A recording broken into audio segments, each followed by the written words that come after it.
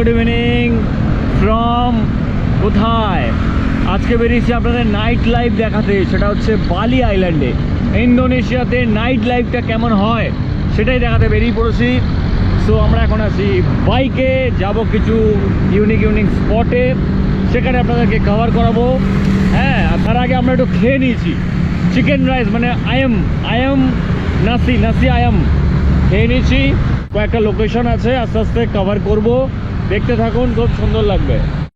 শুধু একটু আপনাদের এক্সপিরিয়েন্স দেখানোর জন্য এখানে এসেছি। রাত্রিরে কি হয় একটু দেখুন, রাতের অ্যাটমসফিয়ার ফিনসে, বুঝতে পারছেন? এই হচ্ছে অ্যাটমসফিয়ার।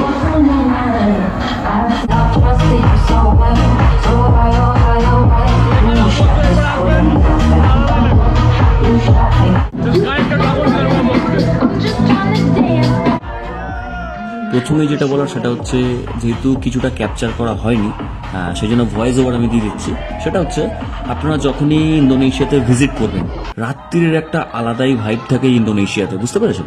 প্রথমেই ইন্দোনেশিয়ার কথা আসলে নাইট লাইফের জন্য সবার আগে যে স্ট্রিটটার নাম মনে আসে সেটা হচ্ছে লেগিয়ান স্ট্রিট। এটা মাথায় রাখবেন, এটা হচ্ছে কুটার কাছে অবস্থিত।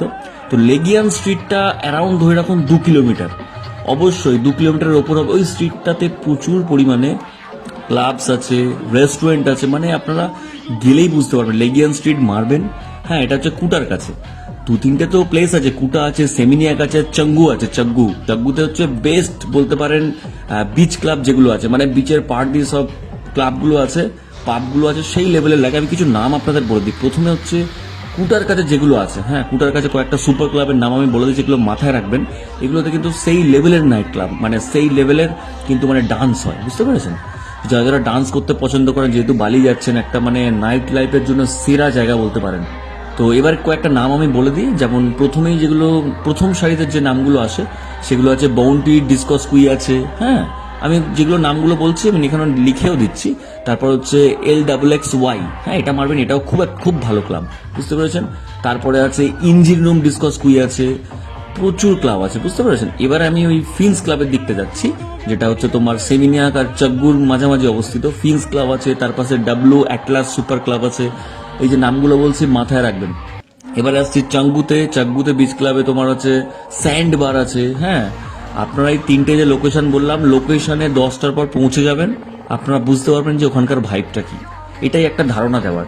আর এই যে ক্লাবগুলোতে কোনো এন্ট্রি ফিজ নেই, বুঝতে পেরেছেন? স্যাটারডে সানডে মনে হয় কিছু এন্ট্রি ফিজ থাকে, তার মানে ওই যে চার্জটা নেবে তার সঙ্গে কিছু না কিছু কমপ্লিমেন্টারি থাকে, বুঝতে পেরেছেন? এটাই বলার।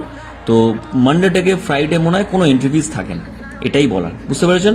কোনো রকম ইনফরমেশন জানার থাকলে অ্যাবাউট নাইট লাইফ কমেন্ট বক্সে কমেন্ট করুন। এখান থেকে বিচের যে অ্যাটমসফিয়ারটা সেই লেভেলের, আপনাদের কিছু ইনফরমেশনই দেওয়া হয়নি। চলুন বাইরে চলুন, দিচ্ছি, নাহলে কপিরাইটেড চলে আসবে, বুঝতে পেরেছেন?